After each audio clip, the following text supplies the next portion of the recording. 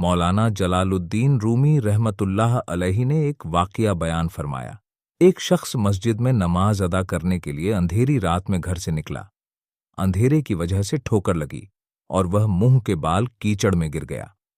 कीचड़ से उठकर वह घर वापस गया और लिबास तब्दील करके दोबारा मस्जिद की तरफ चल दिया।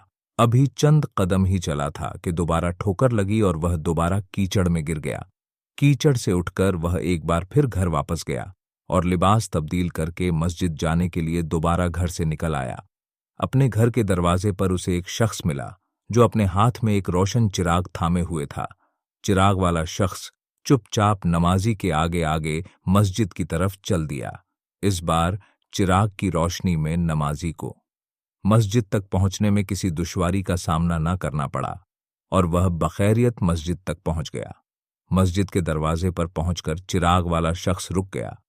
नमाजी उसे वहीं छोड़कर मस्जिद में दाखिल हो गया और नमाज अदा करने लगा।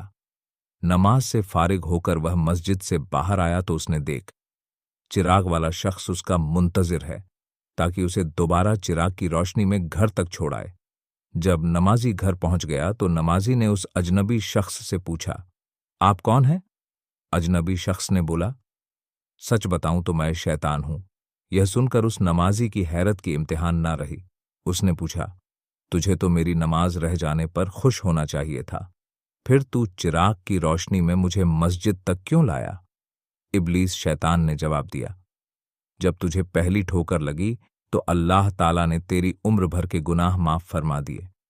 जब तुझे दूसरी ठोकर लगी तो अल्लाह ताला ने तेरे सारे खानदान को बख्श दिया।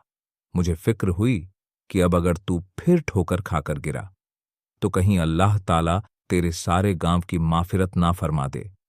इसलिए मैं चिराग लेकर आया हूं कि तू बगैर गिरे मस्जिद तक पहुंच जाए।